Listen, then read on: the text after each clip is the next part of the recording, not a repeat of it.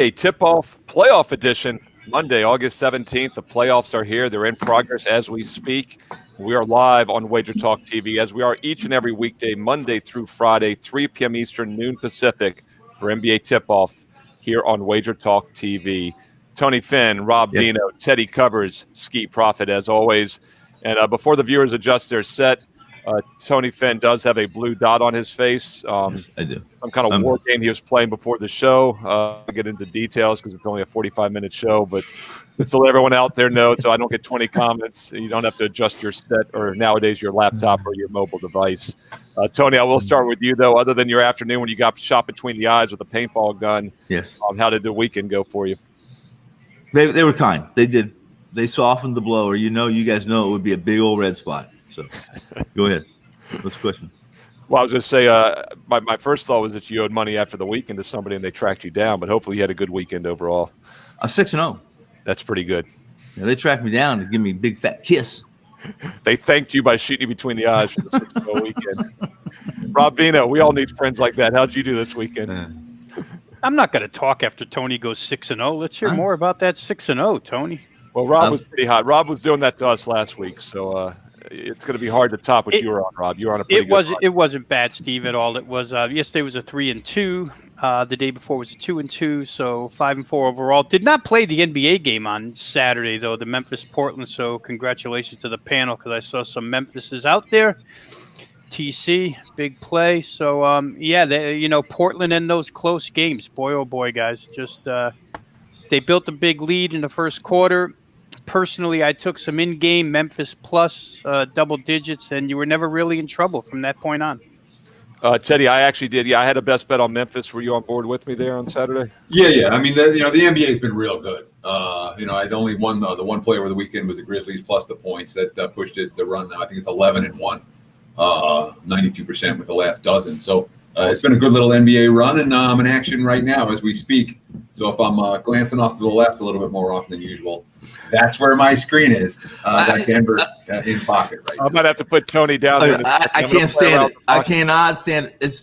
I love the way that you guys are so calm about a friggin' coin flip that you got a 3-point shot with 2 seconds to go to cover that easy cover of 6 points in the head. Neither one of us ever used the word easy. It was truth or so. So I mean, Memphis was in that game the whole way. They were. The Ja Morant three. I feel like we were on the right side. Before that was the key one. Yes. Because that was right after somebody hit a three the other way, and I was going. I was swearing and spitting, but it would have been a push.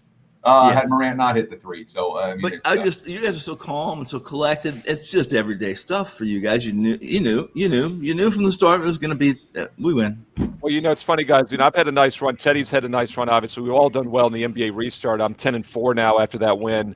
Ski, one thing though, this show has been helping me, and I've talked about it. I think it's not a coincidence that we're all on a nice NBA restart run because we're kind of feeding off each other, getting more information. And I was already looking at Memphis here. Even though I was big on Portland overall, used them a few times. By the way, I do have a 5% play going. The only other 5% I had in the restart was an outright winner with the Blazers a week or two ago against the Rockets. So, as handicappers, like Teddy says, we ebb and flow every day. We don't get married to teams. And, Ski, one thing we touched upon on Friday's show was the fact that the Blazers only had to win one of the two. And that was kind of the pull the trigger moment for me because I was already looking at the value with Memphis. And I didn't think it was a do or die for Portland. And even though they won the game, they didn't roll with it. How'd you do overall this weekend, Ski?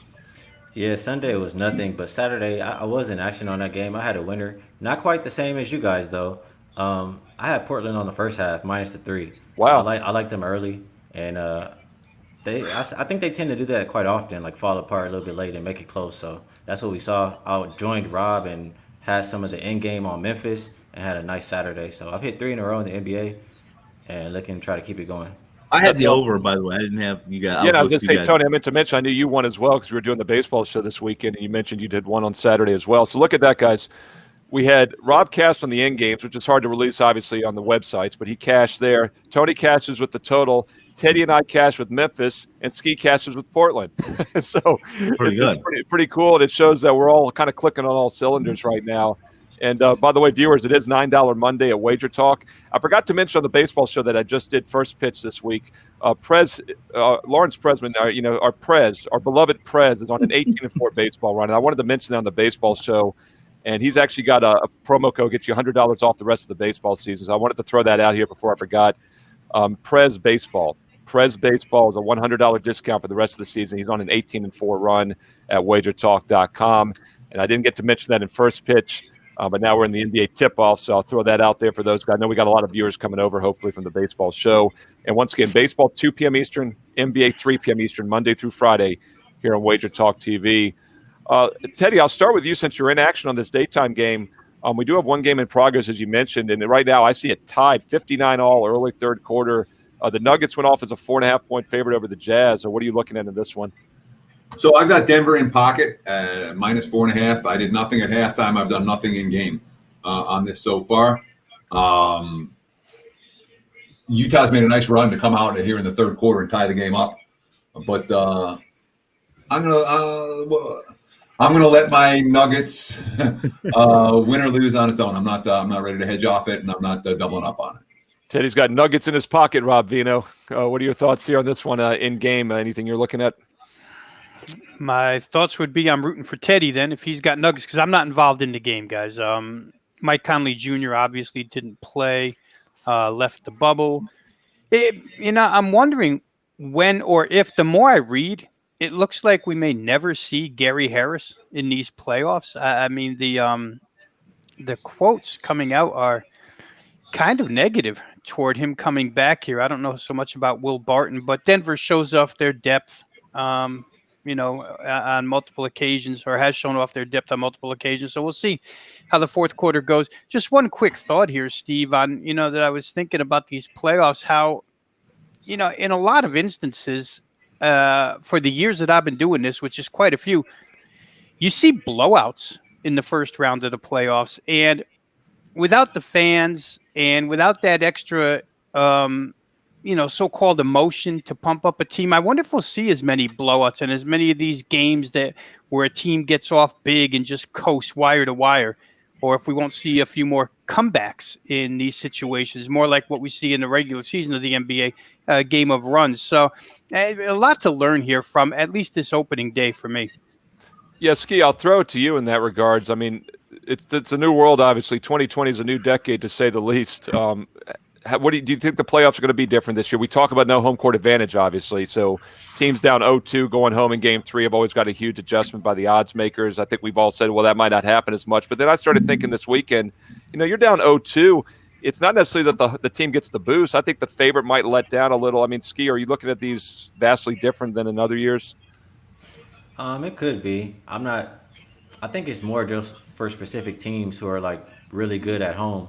Those are the only teams I think it really affects, like teams like the Sixers, the Heat, teams that don't necessarily do well away. I don't know. That's all I would think of it. I don't think too much of it. But I'm with Teddy here on this one game. I'm on the Nuggets, so oh, nice. Let's go Denver. Yeah, and like Rob said, I'm not involved, so I'll say let's go Denver as well. And right now they're up by 5, so they've just pulled ahead. They've outscored them 7-2 since we started talking about this game. So maybe we're bringing you guys a little bit of good fortune here. Tony Finn, I knew we were going to deal with this as the show went on. I probably touched upon it too early because people a couple minutes in already are asking once again what's going on with the blue dot. He was shot in the head because he went 6-0 this weekend with his paintball buddies. It's pretty much that sums it up in a very inaccurate way. But Tony, any in-game stuff striking you in this one, Nuggets Jazz? I had a pregame on this, wow. and I have a few questions for you. I have not paid attention because I've been working and waiting for you guys as usual. I showed up for an hour early for this gig, as I always do. I don't know. I'm getting old, guys, really bad. But to the game, I watched this game slowly fall from the opening 220.5.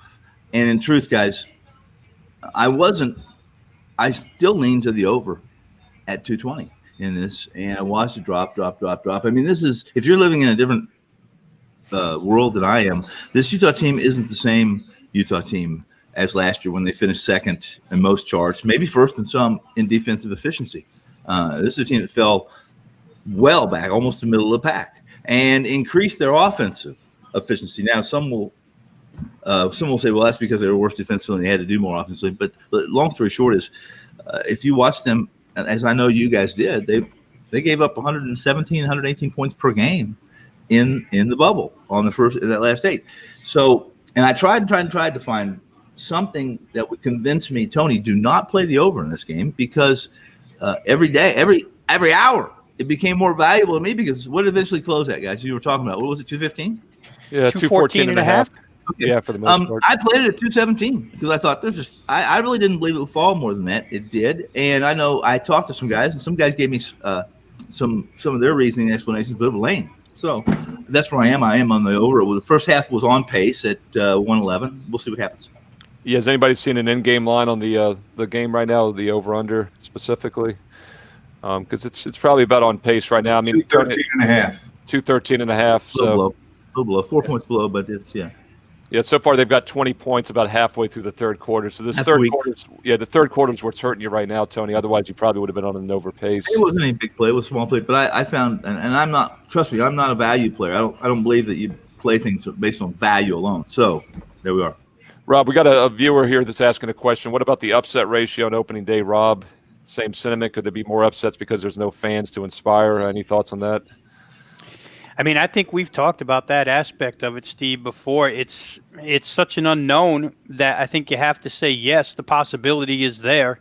But still, the NBA is one league where I think it's been mentioned before on this show as well, where the cream always seems to rise in a 7-game series. Very seldom. I mean, the last big underdog I can remember, if we go aside from LeBron's Cleveland Cavaliers over the Golden State Warriors when Golden State had a couple guys up. But before that, Dallas over the Miami Heat when Miami was the big three. You just don't see big upsets in 7-game series, generally speaking, because of the home court. But here, I'd have to say, yes, I would expect maybe something to happen of the 8 series. Maybe one goes awry a little bit and the dog comes home.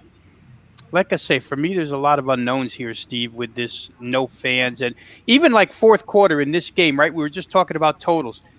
Close game, you would expect the fourth quarter to be really tight and close to the vest, where we've seen for the majority of this season, fourth quarters just rack up points and get games over the totals. So totals come in question here as well. No fans in the playoff atmosphere and no playoff atmosphere. So, so whatever the guys bring to the floor, really, in my estimation, I just have to look and watch and see how these teams react. Yeah, in this game now tied up 68-all with about 5 minutes to go in the third quarter, and Jazz just went ahead 70-68. So it's a back-and-forth game. Johnny Detroit in the control center just sent me updated NBA future odds, and the first thing that jumped out to me, Teddy, as I pulled these up, I have to laugh. They're from the Superbook Westgate in Las Vegas. They've got the May 2019 opening numbers versus now. The favorite back in May of 2019 was the Golden State Warriors at 7-4. Now there's a big X there because they're not even in the playoffs. So once again, amazing how things have changed in the past year in different realms of life. Teddy, did you have any future plays that you made before the playoffs started, series prices or odds to win or anything? So historically, if you take out the 4 and 5 seeds in the first round, there's an average of less than half an upset a year. Then you don't see a lot of playoff upsets in the NBA. And we were just kind of going through the question of, is this year going to be different? And the answer is, none of us know. Okay, there's none of us that can say, yes, it's definitely going to be like this. Yes, it's definitely going to be like that. There is a chance that the underdogs could be liver this year than in years past in round 1. But history tells us don't expect many live dogs in this first round. And, of course, the Raptors were dogs last year in multiple series. They were dogs against so it's not like we haven't seen any upsets. It does happen. But the first round, you don't see a lot. So with these first-round matchups, and again, this is an important betting skill to talk about. You don't make a series bet without a bet on the next game in that series.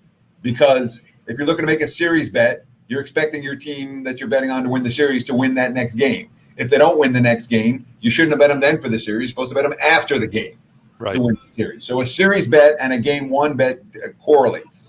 And I think it correlates very strongly. OKC Houston certainly stands out in that regard to me as perhaps. Yes. Yeah, it's an excellent point because nowadays it's very easy to find adjusted series prices at all the major sports books. And an angle I used to use a lot was game 2 underdogs to bounce back on the road. Once again, we don't have road home road differences. And of course, as I've referenced, Game 3 home teams down 0-2 have historically outperformed. The odds makers know that. They adjust the line 5 or 6 points, but from a straight up win perspective, it helps you there. So those intricacies are kind of gone now with the the adjustments and stuff in the series prices. But I know, Teddy, you mentioned last week you don't think they'll necessarily be. I know we don't know, but you said you don't think there'll be more upsets than normal this year. If you had to guess. Where do they come from? You tell. I mean, when you look at the 3-6, 2-7, 1-8 matchups, find me one upset that you're saying. Yeah, and I'll say right now, Teddy, the Westgate, every series is minus 280 or higher, except for the Rockets series, which is minus 155. So every other series, the favorite is almost 70% or higher to win. And that includes the 4-5 Miami Indiana series. Minus 280 plus 240 in that one, yeah. Yeah. So, I mean, there's, I don't think that any of the 6, 7, or 8 seeds will be alive for the second round. Yeah, and the odds are saying that once again, every series, the higher seed is minus 280 or higher to win the series, except for the Rockets Thunder series. Ski, let's look at this next daytime game here. Nets Raptors. Raptors right now about a 9.5 to 10 point favorite over the Brooklyn Nets, who looked very good in the restart. Ski, do you think they can carry some of that momentum in here against a Toronto team that maybe looked even better? I thought the one team that played hard from the start of all the top contenders was Toronto. We mentioned that a lot of those teams didn't have anything to play for, but I thought the Raptors almost seemed like a team on the mission. You very rarely see the defending champs play harder the next year. But with Kawhi Leonard out, I almost feel like they're the underdog once again. Ski, what are your thoughts here on Raptors Nets? Yeah, I went a little back and forth on this game, but I could see. I mean, a lot of these players for the Nets, they weren't even playing in the restart, but the ones that were playing, they were playing well, and they've been playing fast. I know the Raptors play extremely good defense, but I looked at the Nets when they play these better competition teams, like 55% win teams or better, a total between 218 and 232. The over is 11-2. So it's tough. It's either if you like the Nets, I think you like the over. If you like the Raptors, I think you like the under. And Raptors, they haven't necessarily been that great in game ones. I would probably lean toward the Nets, take the points, and probably go over the total. Tony, what are your thoughts on this one? Right now, the series price of the Westgate have the Raptors 1-50, the take back 15-1. Nice little house edge built in the middle there. You could probably, obviously, find some better prices offshore and at the New Jersey sports books. But Raptors a pretty big favorite, obviously, to win this series. Tony, they are, and I like the Raptors here. I at first glance, when the opening line came out, my fear was that it was going to be a number that. Well, I still think the Raptors win. It was a number I wasn't going to mess with. I wasn't going to touch, and I wasn't going to take the Nets after I thought was a very emotional and an outstanding performance by this team inside the bubble for those final 8 games. I watched this series carefully, but I expect the Raptors to come out on top eventually. Just stayed away from the game 1. Yeah, and Rob, probably not a lot of value in the series price, but we did touch upon the Raptors being around a 4-1 underdog to win the Eastern Conference. At one sports book I'm looking at offshore right now, they're actually slightly behind the Celtics here, plus 390. Toronto now plus 400. So the Raptors right now are only the 3rd favorite to win their own conference, Rob. Yeah, which, I still believe that, as I think more than one of us do on this panel, that if Milwaukee's going to be upset in the East, it would probably be by Toronto. There's others to consider, but Toronto would be my first choice. This is just a strange series, right, Steve? Because it's just such a contrast in styles. For the Nets, I don't know that they could have drawn a worse fundamental matchup in the East because they're so small. After Jared Allen, they don't have a player over 6'9". And the Raptors are so big; they're just loaded with 6'9s and 6'9s that can, do damage. So from that perspective, it's really difficult. It's going to be difficult for the Nets on the boards. It's going to be difficult for the Nets to defend against the low post.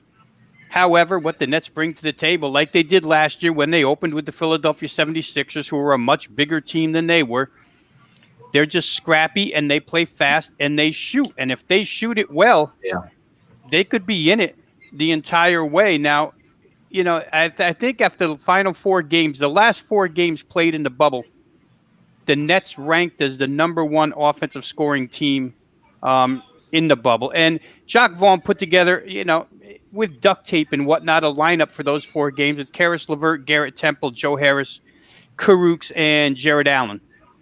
those three guys on the floor, their point production, you can go look at the 4 games that they played. They were Sacramento, Clippers, Orlando, and Portland. They scored huge in those games. But boy, Toronto's defense is what it is, if not the best. It's one of the 3 best.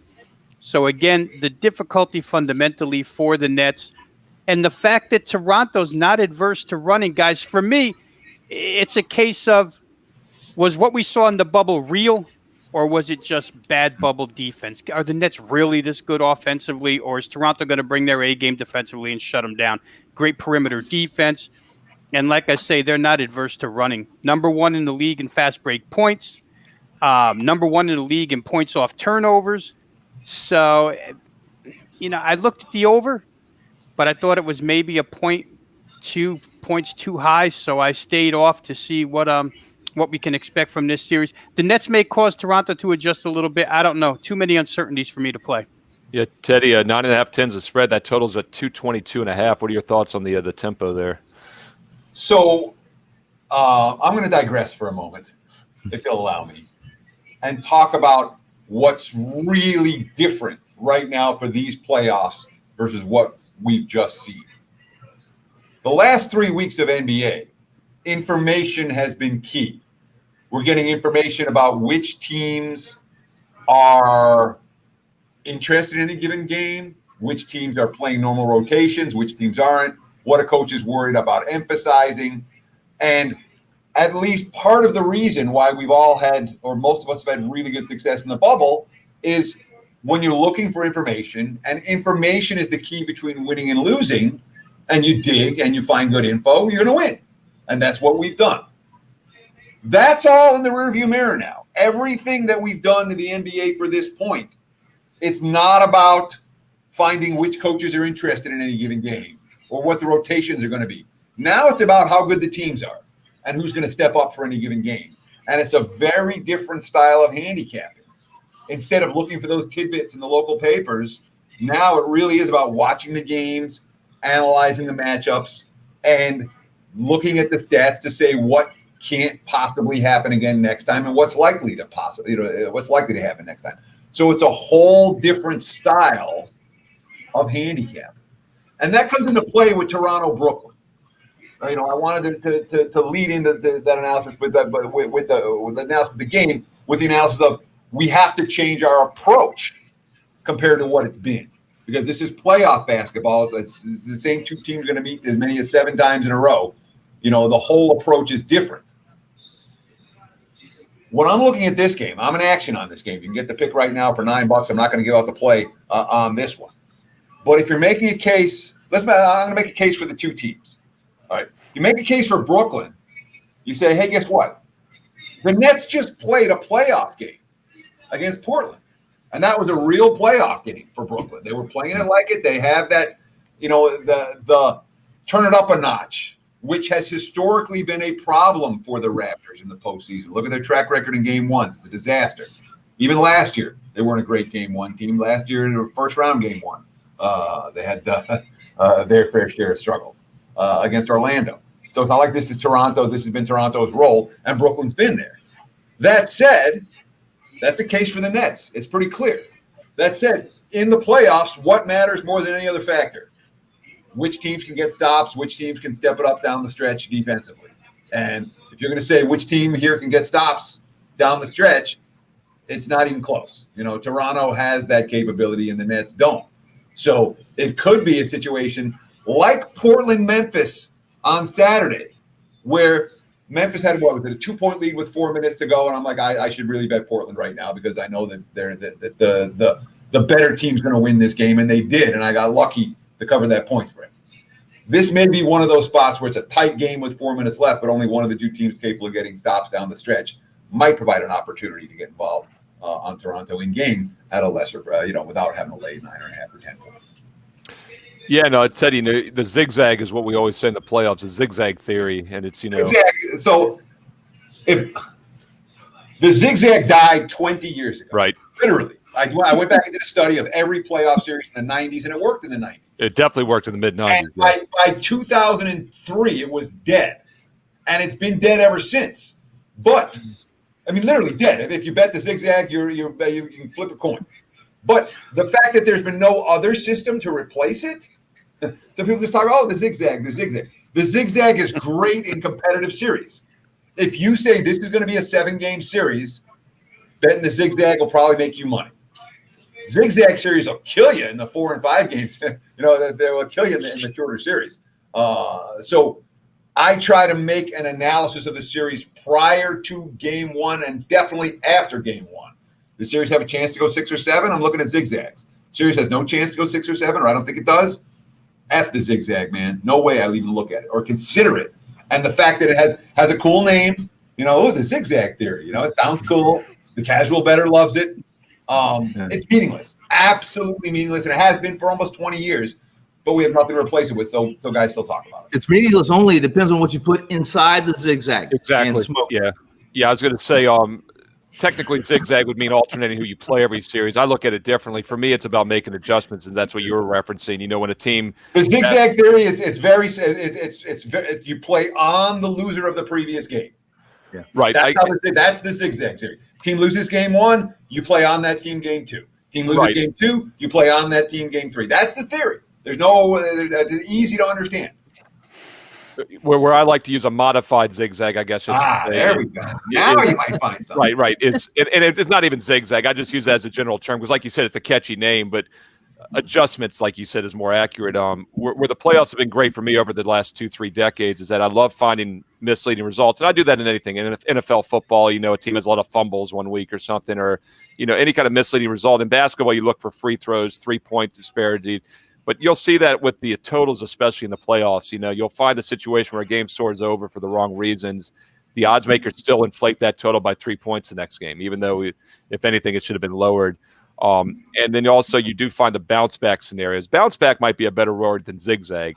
But, Ted, you hit the nail on the head. You have to have competitive series. It doesn't work in these 1-8 blowout series. Like the Orlando Magic, you don't zigzag because they can't bounce back even if they try. And the Bucks, and normally these top seeds don't want to mess around. They want to get out and get done with it. So, by the way, before we leave this game, something that jumps out to me, once again, Johnny Detroit in the control center sent us the updated Westbrook odds here for Vegas. And how about this, guys? Back in July of last summer, before the season began last summer, the Eastern Conference odds for these 8 playoff teams, everyone but the Magic were higher than the Raptors, including the Nets. The Nets were 12-1. The Raptors were 25-1 to win the conference. Only the Magic at 30-1 were lower.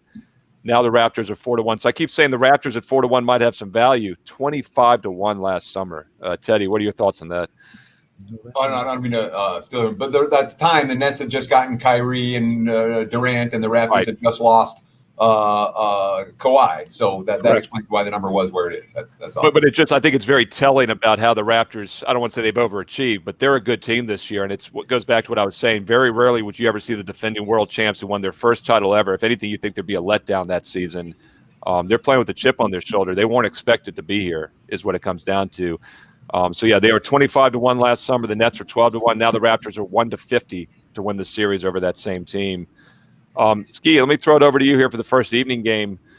Your hell yes 76ers against the Celtics. The Sixers, by the way, have fallen apart in the restart. Their odds are reflecting that. When the last summer, the Sixers were 2-1 to win the conference. The only teams shorter were the Bucks. Now the Sixers are 15-1 just to win the conference. The Celtics were 8-1. Now they're 4-1. Second favorite with the Raptors behind the Bucks. And they're a good about 4-1 favorite to win the series here. What do you think, Ski? Do the Sixers have a chance? Do they turn things around after that mediocre bubble season? Do they have a chance? Yeah, they have a chance. I still think the Celtics are going to take the series, but it's not really too much value betting the Celtics. Just looking at this game here, I want to look at, both teams in the bubble, if we're going to look at the bubble, they're averaging, 120 points per game, about a piece. And looking at the 76ers without Ben Simmons, you would think that it would be slower pace. You would think it would be more under games, but without Ben Simmons, the total less than 223. The over is 6-0. They've been hitting the over 11 of the last 14 games for the Sixers. I think that Embiid can do pretty much what he wants down low. I think that the Celtics are pretty healthy, and they have a bunch of guys who can score over there. I don't trust the Sixers to play defense, so I would look towards the over in this scenario. So it's Tony Finn. The reason I'm muting Tony is because his TV's on in the background there, and I'm hearing it. And I apologize. It's Truthfully, it's I not know mine. you're. It's the neighbors. It's so loud. It's the neighbors next Oh, door. is it really? Yeah, and I don't have. I figured you were multitasking. I didn't have a problem with that. I knew you were multitasking with in-game and all this stuff. I'll take care of that for you here. No, that's fine. I can mute. You can mute yourself there. I figured out which one it was. Actually, I didn't figure it out. I went to Tony first, and that solved the problem. I figured he'd be all over the place. But Blue Dot Tony, what are you looking at here for this game? We're still Sixers Boston. Yeah, go ahead. Mm-hmm. Okay. We got way off track there. We started. Like I said, you're multitasking. Nothing wrong with it. You got action here on this over in the Nugget game. Yeah, and I need a 57-point quarter. I've said all season, you guys that have been with me on the show, Ski, all of you really, and that is that Boston can't. They're not championship ready. They're not championship capable because they do not have a big. They don't have anything when it comes to. I'm not saying they can't win the first round. After this first round, there's teams, even in the East, that will give Boston problems. And I still think Philly's going to give Boston problems. As Ski said, if you think and you can depend on Philly to play any defense at all, and they're going to have to, and that the big for Philly can play calm and smart basketball, he's going to get his points. But here's the deal. This Boston team always surprised me. I think they're well coached. I'm a real big fan of Brad Stevens. And this team ranks both. Listen, they're in the top 5, offense and defense, despite not having a big man. Part of that is because they play in the East. If they played in the West, they wouldn't even be in consideration in my mind. So. Yeah, and Rob, I don't think coaching makes as much of a difference, obviously, in the NBA as it does in college, but I've always loved Brad Stevens. He was very good to myself and my clients when Butler made those back-to-back runs 8-9 years ago. Slow pace, half court, good coach teams in college basketball tournament. I missed that. I wish we had that this year. But what are your thoughts on the Celtics, Rob? I know that we've talked if there's a team that maybe other than the Raptors or Bucks could make it, it's Boston. The odds makers are obviously agreeing because they're at 4-1 right now with Toronto behind Milwaukee to win the conference. Celtics, by the way, at the Westgate minus 430 to win this series. Take back plus 360 on your Philadelphia 76ers, Rob Vino. Yeah, first thought is someday I'm going to find a way to make it happen where I sit side by side with mid-major Matt and watch a 76ers game because he's already got them being blown out here. And, it comes with the fans of this team, Steve, being so close to the source here in southeastern Pennsylvania. I hear both sides of it. Celtics fans that are always mid-major Matt is so confident, Rob, that he thinks the Celtics, the Sixers will concede after 2 games. That's a good word we haven't used on the show yet, is concede. Go ahead, though. It's crazy, right? And, you get that sentiment here in Philadelphia from some of the fan base, and you get the other side of it, the rainbows and unicorns side of it.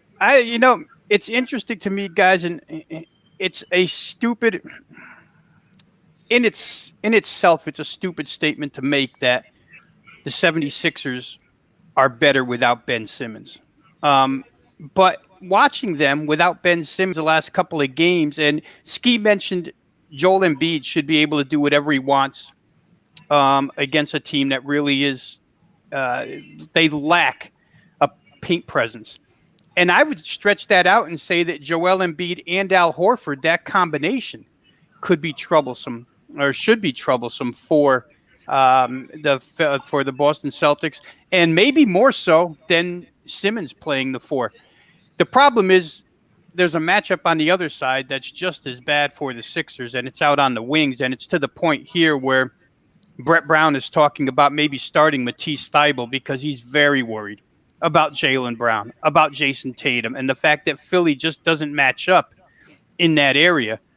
Especially on the defensive side. So to the point of the total, it's the first direction I looked. I thought perhaps over the number here was going to happen, but I still get weighed down by lines that are in close range and the fact that the fourth quarter, as I've said before on this show, may be the graveyard where overs go to die if it's a close game. I don't know who would tighten up which side. And I don't know that they wouldn't play loose and fast either in the fourth quarter, so it makes it a really tough decision. But I know there's good fundamental advantages for each offense that they will take advantage of. Whichever team adjusts the best will be the one that wins. And I wouldn't sell Philadelphia all that short if the threes are falling because when Harris shoots, when Richardson shoots, when Milton shoots, when Korkmaz shoots. It's a team that they've shown it. They can put up points in a hurry. And Boston still, the overall numbers that Tony quoted, yes, they are good defensive numbers, but I'm not sold on them quite yet. I know that, for every Matisse Thybulle, there's a Marcus Smart on the other side. Again, a game. Tomorrow's slate looks so much better to me. Today's slate just had a lot of conflicting arguments for me. Yeah, and Teddy, I mean, in general, NBA playoff games historically are about 3 points lower scoring than regular season games. The total has not moved much on this one. It's at 218. Celtics a 6.5 point favorite on this early evening game. What are your thoughts, Teddy? So, I mean, there's been a lot of talk about Boston doesn't have anyone that can play the low post against Embiid. I think we're going to see a lot of Robert Williams, or more than normal. And then maybe Cantor gets his, a bit of PT along with good luck. Tice. Well, yeah, I don't know that Cantor's a good matchup against Embiid, but he's a 7-footer they can put on the floor, and he's got 6 fouls to give, and he's got offense on his own end, and he can rebound as well. But when we look at the matchup problems for Philly, I think they're real. And Thybulle might. What are they going to do at the point against Smart or Kemba? Against Kemba? Because it's a problem both ways, starters and reserve. Can Philly shoot their way into a game? Absolutely. Can they shoot their way into 2 games? Absolutely. Can Philly win the series? I don't think so.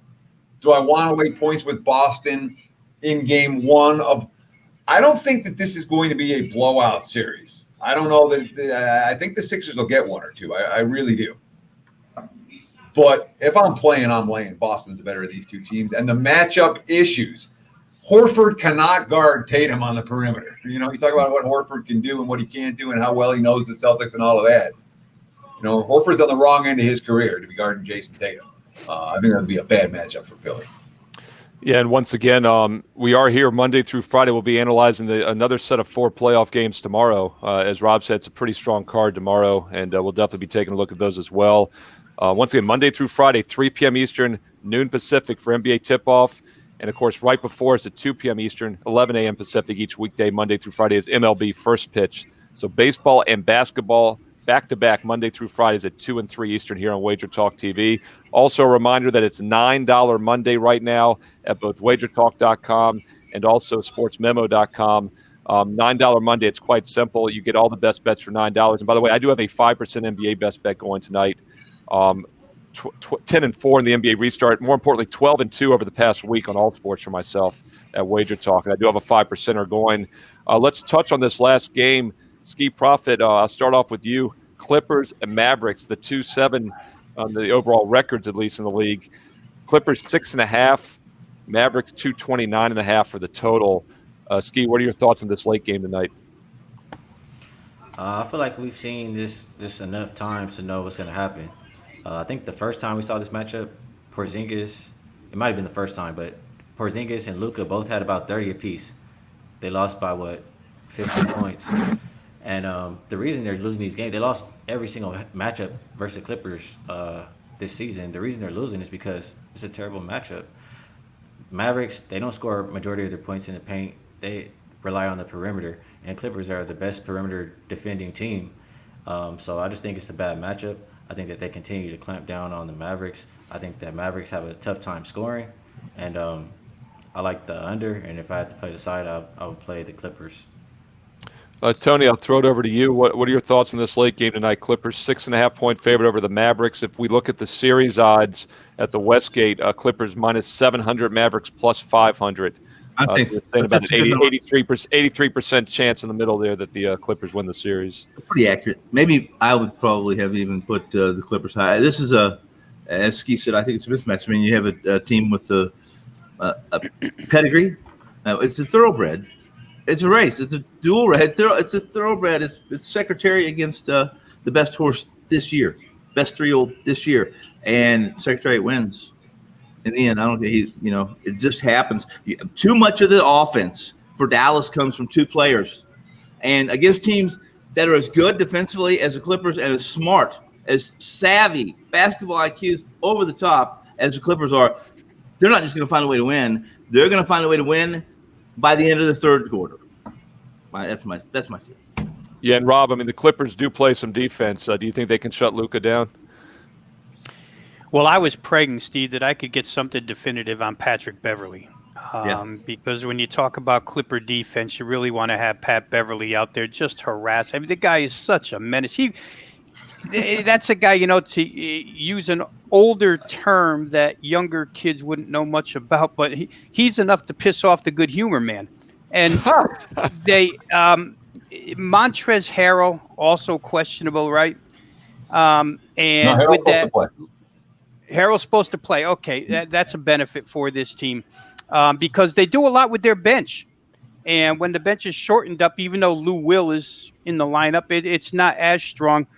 But I agree with everything that Ski and Tony said. I mean, we saw this game inside the bubble, and I think if we ran the tape back from how we analyzed that game, it was Kawhi would take it upon himself to make sure that Luka didn't beat the Clippers. Now, it didn't really happen that way that day. It was a bubble game, 126-111. But in a playoff series, I would totally put my money on Kawhi to make sure that Luka doesn't go off for one of these 40-point games. And again, even with that in mind, somebody just said that, both those guys score 30 and they still lose by a bunch. So there's just not enough. There's no third piece on Dallas.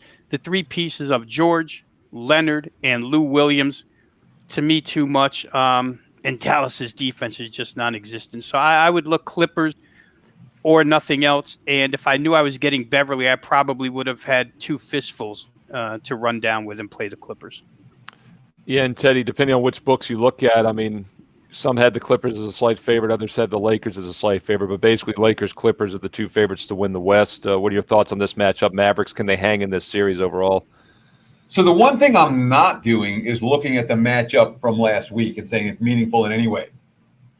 Every one of those games in the bubble, the tune-up games, the seeding games, those were preseason games. All right. And it was the Clippers were coming off that loss to Phoenix, remember? Where they blew the game and lost to the Suns. And they came out and kick ass and take names. And Dallas was coming off. They had 3 straight games. 2 went to overtime. 1 went to double overtime. 1 went down right down to the wire. And Dallas came out and played flat. This isn't that. I throw that out the window. That said, you have a championship caliber team playing a non-championship caliber team. And in the first round of the playoffs, in these game ones, the historical strategy is you lay your points with the championship caliber team against the nons and you let the chips fall where they may. That has paid off more often than not. As long as you believe the Clips are in that category, the Clips are the clear choice. All that said, on the podcast, I did a podcast earlier today, the opening line report with Drew Martin. And he was talking about, he brought up something I said about college football 5 years ago that fits into this here. And I was saying, back in the day, I used to love to take the defensive dogs in college football. You find the plus 27 and they can play defense and you can make money with teams like that. In the modern era, I don't want the defensive dogs anymore. I want the teams that can score at the end of games when they're down enough, when they're losing to get to winning the point spread, covering the point spread. And Dallas has that offensive capability at the end of a game where they can hit 3 threes in the last minute and boom, all of a sudden, their 9-point lead is now a 3-point lead, and they're going to cover some numbers this way in this series. They might well do it in game 1. Not a game that I'm involved with on the side at all. Yeah, and as you said, I like to call them Class A favorites in games 1s. It has worked well. Going all the way back to the 90s, the Chicago Bulls were always great in game 1. They'd always let down in game 2, and it's really worked ever since. And if you look at a lot of these Class A type teams. And just in general, Teddy, 2 Class A bounce backs work in the playoffs as well. What you want to do, viewers, too, what I do at least as a handicapper is before the series starts, you want to kind of have a play-on, play-against team in each series if possible.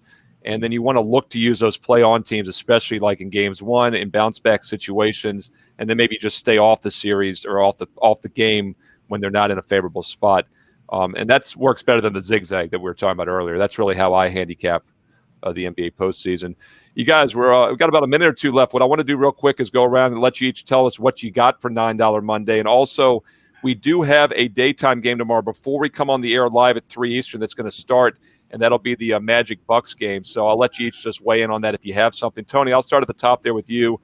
Just a reminder, viewers, $9 Monday at WagerTalk.com for all of our best bets. I do have a 5% NBA best bet going. It's the only other one I've released this year was an outright underdog winner. So they've been really good. 10-4 in the restart for me. More importantly, 12-2 overall the past week in all sports. $9 Monday. You get my $40 5%er for just $9. You do the math. That's over an 80% discount. Tony Finn, what do you got for Monday, and any thoughts on Bucks and Magic? I have a big ticket play in the NBA coming up here, and I have one baseball, just a high roll, a normal, everyday winner, high roller play in the MLB. That's what I have. I have an NBA and I have MLB, and you only went 6-0 this past weekend, so we're going to try to do a little better. I stole Teddy. I think Teddy had a perfect weekend last weekend, so I said, "Hey, didn't you have a perfect weekend last weekend? If he can do it, if Teddy can do it, Teddy can do it. Anyone can do it." So Tony, real quick though, like in 10, 20 seconds. Orlando. Yeah, if you have nothing, that's fine. But since we won't be on before it tips off tomorrow, I don't know if there's anything you're looking at. It's kind of a mismatch, obviously. I like the game. It's a dog versus dog team right now. 1 versus 8 that should probably at this point probably should be more of a 4 versus 5. That's just my opinion on the series. I think it's going to be close. Well, Rob Vino, do you think that there's any chance this is a close series? I mean, if you look at the future prices now at the Westgate. I believe you get the Magic at 40-1. They were 30-1 Friday when we did the show. They're now 40-1. The Bucks were -1, was 1-150. Now they're 1-200. So for every $200, viewers, you get $1 back in profit if you back the Bucks. So what do you think, Rob? Yeah, well, the Magic are going to get a couple of bodies back, important ones, right? Evan Fournier will play. Terrence Ross will play. We'll wait and see if Aaron Gordon will play. Made it through his 3rd straight practice today, although head coach Steve Clifford says that he's still not 100%, and they'll wait and see tomorrow. All that being said, if you believe that Milwaukee can flip a switch and turn it on, then they're certainly the far more talented team, especially if Gordon doesn't go. We'll have to see. I think last year in the first round of the playoffs, I don't have the exact numbers in front of me, but Milwaukee was this size favorite in almost every game, and they were scoring 120 plus and winning games rather easily in that particular series. So we'll see how it goes. Orlando can be pesky. As for what's up tonight, I did not play in the NBA tonight whatsoever, but I do have a 4% MLB best bet up and available right now, $9 Monday. Yep, $9 Monday at WagerTalk.com. Teddy Covers, you got anything strong going tonight, and what are your thoughts on Magic Bucks? So I'm in action on Nets Raptors. I'm in action with a total on Mavs Clips, and I'm in action tomorrow already with Thunder Rockets. I do have 3 NBA plays up and available right now at both WagerTalk and SportsMemo.com. Orlando, Milwaukee. I don't trust the Bucks to turn it on. I want no part of the Magic, especially. I'm not convinced Gordon's going to play. To me, it's one of the easier passes on the board. The line could move 2 points in either direction. The total can move 2 points in either direction. I still wouldn't be involved. No action, Magic Bucks. No strong opinion at all. Yeah, and Ski, it's not a coincidence that the Magic Bucks is the 1:30 Eastern early afternoon game. Teddy pointed out last week that basically the Clipper Lakers were all the late games because they're the LA teams. Although I guess you do have some late West Coast. It makes a little sense because you do have viewers on the West Coast. I will say that. But, yeah, obviously the NBA, this would have been the NBA TV game back when they played the 7 o'clock Eastern tip-offs last year. Ski, the hometown Magic, do they have any chance of hanging in this series? And what you got for Monday? Are they going to challenge the Bucks in the series? Can they win a game? Do you say they win a game? 50-50? If I had to say, even money, you'd say no? I think even money's probably about right. Yeah. But on that game, if I had to play, I would roll with probably the under. I'll roll with the under. Don't really have a strong reason. I just think it'll be more of a defensive game where Bucks can shut down the Magic. So that's my reasoning. And as far as tonight, I do have a play in the NBA, and I do have a play up for tomorrow in the NBA. So yeah, by the way, the Magic 12-point dog total 225 in that one tomorrow afternoon. And yeah, it is $9 Monday, and both Teddy and Ski have plays up for Tuesday. And guess what? You buy them on Monday, you still get them for $9 versus either $25 or $40 tomorrow. So $9 Monday is legit at both sportsmemo.com and wagertalk.com, where we're all located. One more time, too, I wanted to mention, I forgot to mention the baseball show, but Prez is on an 18-4 run. Prez Baseball gets you a $100 discount right now. Prez Baseball. And once again, I do have a 5% best bet going in the NBA tonight. I'm on a 12-2 all sports run. And you can get that, as always, for $9 right now. $9 Monday, WagerTalk.com. What do you got there, Tony, the last second of the show? I was just dreaming. Oh, okay. My fault. Pardon me. Well, we're good. I'll tell you what, save that dream for tomorrow, and we'll talk about it on the show. We'll be back. 3 p.m. But tomorrow let's do that. Sounds good. 3 p.m. Eastern, noon Pacific Tuesday. We'll see what dot color Tony has on his forehead, what beer he's drinking, and what his neighbor's TV show of choice is for the day. And we'll be back tomorrow, 3 p.m. Eastern, noon Pacific Tuesday with NBA Tip-Off. Thanks, everybody. Great show.